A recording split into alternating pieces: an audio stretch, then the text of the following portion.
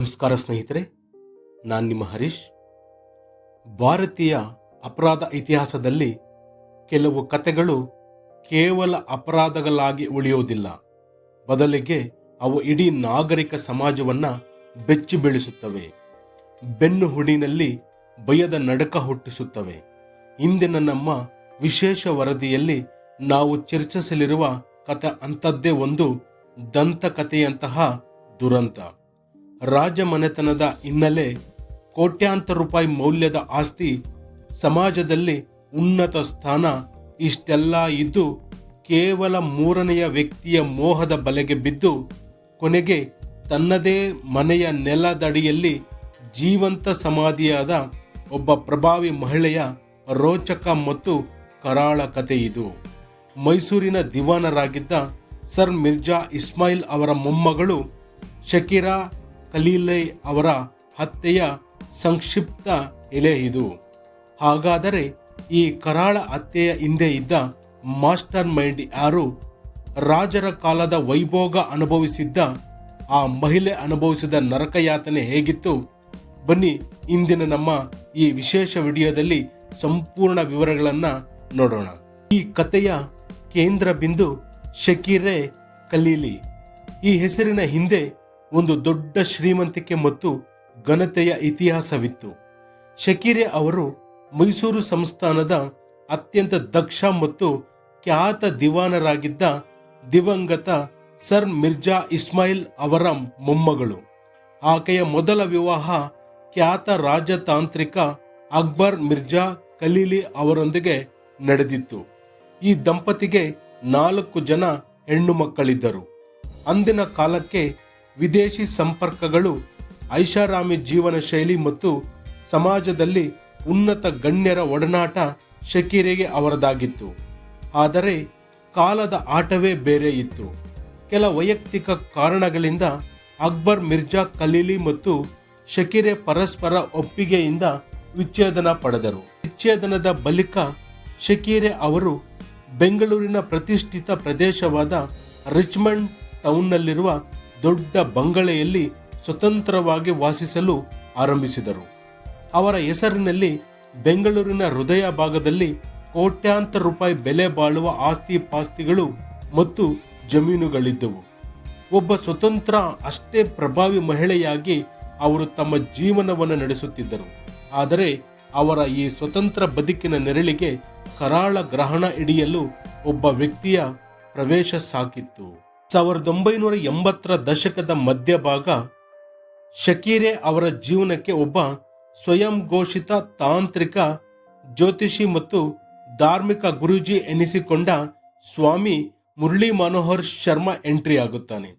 ಆರಂಭದಲ್ಲಿ ಮುರಳಿ ಶರ್ಮಾ ಶಕೀರೆ ಅವರ ಕುಟುಂಬಕ್ಕೆ ಧಾರ್ಮಿಕ ವಿಧಿವಿಧಾನಗಳು ಹಾಗೂ ಜ್ಯೋತಿಷಿ ಸಲಹೆಗಳನ್ನು ನೀಡುವ ಮೂಲಕ ಹತ್ತಿರವಾಗುತ್ತಾನೆ. ಕ್ರಮೇಣ ಆತನ ಮಾತಿನ ಮೋಡಿಗೆ ಮತ್ತು ವಂಚನೆಯ ಚಾತುರ್ಯಕ್ಕೆ ಶಕೀರೆ ಮರಳಾಗುತ್ತಾರೆ.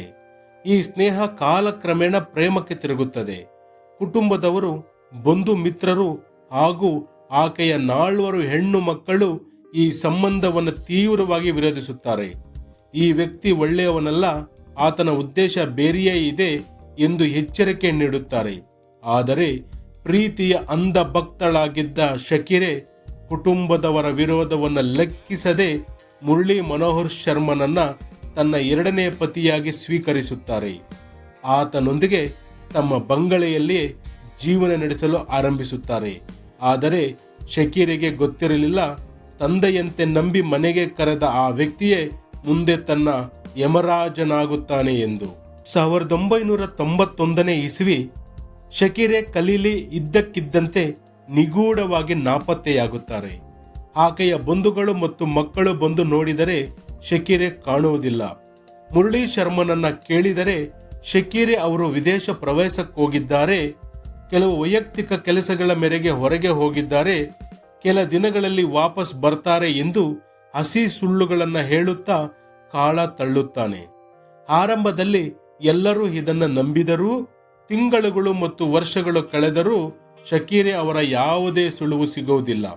ಅಷ್ಟೇ ಅಲ್ಲದೆ ಶಕೀರೆ ಅವರ ಹೆಸರಿನಲ್ಲಿದ್ದ ಕೋಟ್ಯಾಂತರ ರು ಮೌಲ್ಯದ ಆಸ್ತಿಗಳು, ಸೈಟುಗಳು ಮತ್ತು ಬ್ಯಾಂಕ್ ಖಾತೆಗಳು ಒಂದೊಂದಾಗಿ ಮುರಳಿ ಶರ್ಮನ ಪಾಲಾಗುತ್ತಿರುವುದನ್ನು ಗಮನಿಸಿದ ಶಕೀರೆ ಅವರ ಮಗಳು ಸಬಾ ಖಲೀಲಿ ಅವರಿಗೆ ಅನುಮಾನ ಬಲಗೊಳ್ಳುತ್ತದೆ. ಕೊನೆಗೆ 1994ರಲ್ಲಿ ಸಬಾ ಖಲೀಲಿ ಅವರು ಬೆಂಗಳೂರು ಪೊಲೀಸರಿಗೆ ತಮ್ಮ ತಾಯಿ ನಾಪತ್ತೆಯಾಗಿರುವ ಬಗ್ಗೆ ಅಧಿಕೃತವಾಗಿ ದೂರು ನೀಡುತ್ತಾರೆ. ಪ್ರಕರಣದ ಗಂಭೀರತೆಯನ್ನು ಅರಿತ ಪೊಲೀಸ್ ಕಮಿಷನರ್ ಮತ್ತು ತನಿಖಾ ತಂಡ ಮುರಳಿ ಶರ್ಮನನ್ನ ವಶಕ್ಕೆ ಪಡೆದು ಕಠಿಣ ವಿಚಾರಣೆಗೆ ಒಳಪಡಿಸುತ್ತಾರೆ. ಆಗ ಪೊಲೀಸರೇ ಬೆಚ್ಚಿ ಬೀಳುವಂತ ಆಘಾತಕಾರಿ ಸತ್ಯ ಹೊರಬರುತ್ತದೆ. ಮುರಳಿ ಶರ್ಮಾ ಮಾಡಿದ ಅಪರಾಧದ ಕತೆ ಕೇಳಿದರೆ ಮೈ ಜುಮ್ ಎನಿಸುತ್ತದೆ. 1991ರಲ್ಲಿಯೇ ಆತ ಶಕೀರೆ ಅವರಿಗೆ ಆಹಾರದಲ್ಲಿ ಅಥವಾ ಪಾನೀಯದಲ್ಲಿ ತೀವ್ರ ನಿದ್ರೆ ಮಾತ್ರೆಗಳನ್ನು ನೀಡಿ ಅರೆಪ್ರಜ್ಞಾ ವ್ಯವಸ್ಥೆಗೆ ತಂದಿದ್ದನು. ಆಕೆ ಜೀವಂತವಾಗಿರುವಾಗಲೇ ಒಂದು ದೊಡ್ಡ ಮರದ ವುಡನ್ ಬಾಕ್ಸ್ ಅಥವಾ ಪೆಟ್ಟಿಗೆಯೊಳಗೆ ಹಾಕಿ ಆ ಪೆಟ್ಟಿಗೆಯನ್ನು ಸೀಲ್ ಮಾಡಿದ್ದನು. ನಂತರ ಆ ಪೆಟ್ಟಿಗೆಯನ್ನು ತನ್ನದೇ ರಿಚ್ಮಂಡ್ ಟೌನ್ ಮನೆಯ ಒಳಗೆ ನೆಲದಡಿಯಲ್ಲಿ ಊತು ಹಾಕಿ ಅದರ ಮೇಲೆ ಸಿಮೆಂಟ್ ಕಾಂಕ್ರೀಟ್ ಹಾಕಿ ಮುಚ್ಚಿಬಿಟ್ಟಿದ್ದನು. ಅಂದರೆ ಶಕೀರೆ ಅವರು ಜೀವಂತವಾಗಿದ್ದಾಗಲೇ ಆ ಕಿರಿದಾದ ಪೆಟ್ಟಿಗೆಯಲ್ಲಿ ಉಸಿರುಗಟ್ಟಿ ಸಾವನ್ನಪ್ಪಿದ್ದರು. ಸುಮಾರು 3 ವರ್ಷಗಳ ಕಾಲ ಅಂದರೆ 1991ರಿಂದ 1994ರವರೆಗೆ ಶಕೀರೆ ಅವರ ಅಸ್ಥಿಪಂಜರ ಅದೇ ಮನೆಯ ನೆಲದಡಿಯ ಪೆಟ್ಟಿಗೆಯಲ್ಲಿ ಕೊಳೆಯುತ್ತಿತ್ತು. ಪೊಲೀಸರು ಮುರಳಿ ಶರ್ಮನ ಸೂಚನೆಯ ಮೇರೆಗೆ ಆ ಮನೆಯ ನೆಲವನ್ನು ಅಗೆದು ಆ ಮರದ ಪೆಟ್ಟಿಗೆಯನ್ನು ಹೊರತೆರೆದಾಗ ಇಡೀ ದೇಶವೇ ದಂಗಾಗಿ ಹೋಯಿತು. ಭಾರತೀಯ ಅಪರಾಧ ಇತಿಹಾಸದಲ್ಲಿ ಇಂಥ ಕ್ರೂರ ಮತ್ತು ಕರಾಳ ಮನಸ್ಥಿತಿಯ ಕೊಲೆ ಅಪರೂಪದ್ದಾಗಿತ್ತು. ಈ ಪ್ರಕರಣದ ವಿಚಾರಣೆ ನಡೆಸಿದ ಬೆಂಗಳೂರು ಸೆಷನ್ ನ್ಯಾಯಾಲಯವು 2000ನೇ ಇಸವಿಯಲ್ಲಿ ಮುರಳಿ ಮನೋಹರ್ ಶರ್ಮಾಗೆ ಮರಣದಂಡನೆ ಡೆತ್ ಪೆನಾಲ್ಟಿ ವಿಧಿಸಿತು. ನಂತರ ಕರ್ನಾಟಕ ಹೈಕೋರ್ಟ್ ಹಾಗೂ ಸುಪ್ರೀಂ ಕೋರ್ಟ್ ಕೂಡ ಮುರಳಿ ಶರ್ಮನ ಅಪರಾಧವನ್ನು ದೃಢಪಡಿಸಿ ಶಿಕ್ಷೆಯನ್ನ ಎತ್ತಿ ಹಿಡಿದವು. ನಂತರ ಅದು ಜೀವಾವಧಿ ಶಿಕ್ಷೆಯಾಗಿ ಬದಲಾಯಿತು. ನೋಡಿದರಲ್ಲ ಸ್ನೇಹಿತರೆ, ಒಬ್ಬ ಶ್ರೀಮಂತ ಮಹಿಳೆ ನಂಬಿ 2ನೇ ಮದುವೆಯಾದ ತಪ್ಪಿಗೆ ಆ ವ್ಯಕ್ತಿ ಮಾಡಿದ್ದಾದರೂ ಏನು? ಆ ವ್ಯಕ್ತಿ ಜೀವಂತ ಮಹಿಳೆಯನ್ನೇ ಪೆಟ್ಟಿಗೆಗೆ ಸೇರಿಸಿ ನೆಲದಡಿಯಲ್ಲಿ ಊತ ಹಾಕಿದ್ದ ಅಂದರೆ ಆ ಮಹಿಳೆ ಎಚ್ಚರಗೊಂಡ ಮೇಲೆ ಅದೆಷ್ಟು ದಿನ ಆ ಪೆಟ್ಟಿಗೆಯೊಳಗಡೆ ಉಸಿರುಗಟ್ಟಿ ಒದ್ದಾಡಿರಬೇಡ. ಇವನನ್ನ ಮಕ್ಕಳನ್ನ ನೆನೆದು ಎಷ್ಟು ಆ ಹೆಣ್ಣು ಮಗಳು ಆ ಪೆಟ್ಟಿಗೆಯೊಳಗಡೆ ಆ ಮಹಿಳೆ ಇವರನ್ನೆಲ್ಲ ನೆನೆದು ಎಷ್ಟು ದುಃಖಿಸಿರ್ತಾಳೆ. ಯಾರು ತನ್ನನ್ನು ಆ ಪೆಟ್ಟಿಗೆಯೊಳಗೆ ಹಾಕಿದ್ರು ಅನ್ನೋದು ಕೂಡ ಆ ಮಹಿಳೆಗೆ ಗೊತ್ತಿಲ್ದಿರ ಎಷ್ಟು ನರಕ ಅನುಭವಿಸುತ್ತಾಳೆ ಅನ್ನೋದಕ್ಕೆ ಇದೇ ಒಂದು ಉದಾಹರಣೆ ಸ್ನೇಹಿತರೆ. ಪ್ರಸ್ತುತ ಈ ಮುರಳಿ ಶರ್ಮಾ ಎಲ್ಲಿದ್ದಾರೆ ಅನ್ನೋದನ್ನು ನೋಡೋದಾದರೆ, ಕಳೆದ 3 ದಶಕಗಳಿಗೂ ಹೆಚ್ಚು ಕಾಲದಿಂದ ಅಂದರೆ 31 ವರ್ಷಗಳಿಗೂ ಹೆಚ್ಚು ಸಮಯದಿಂದ ಈತ ಜೈಲಿನಲ್ಲೇ ಶಿಕ್ಷೆ ಅನುಭವಿಸುತ್ತಿದ್ದು, ತನ್ನ ಬಿಡುಗಡೆಗಾಗಿ ಅಥವಾ ದಯಾಭಿಕ್ಷೆ ಕೋರಿ ಕಾನೂನು ಹೋರಾಟಗಳನ್ನು ನಡೆಸುತ್ತಾ ಬಂದಿದ್ದಾನೆ. ಈ ವ್ಯಕ್ತಿ ಈಗಲೂ ಸಹ ಜೈಲು ಶಿಕ್ಷೆಯನ್ನು ಅನುಭವಿಸುತ್ತಿದ್ದಾನೆ. ಈ ಪ್ರಕರಣ ನಮಗೆ ನೀಡುವ ಪಾಠ ದೊಡ್ಡದು. ಅತಿಯಾದ ನಂಬಿಕೆ ಮತ್ತು ಹಣದ ಆಸೆಗೆ ಬಲಿಯಾದರೆ ಎಂಥವರ ಬದುಕು ಕೂಡ ಹೇಗೆ ದುರಂತವಾಗುತ್ತದೆ ಎಂಬುದಕ್ಕೆ ಶಕೀರೆ ಖಲೀಲಿ ಪ್ರಕರಣ ಒಂದು ಜೀವಂತ ಉದಾಹರಣೆ. ಸ್ನೇಹಿತರೆ, ಈ ಅಪರಾಧ ಕಥೆಯ ಬಗ್ಗೆ ನಿಮ್ಮ ಅಭಿಪ್ರಾಯವೇನು? ಕಮೆಂಟ್ ಮಾಡಿ ತಿಳಿಸಿ.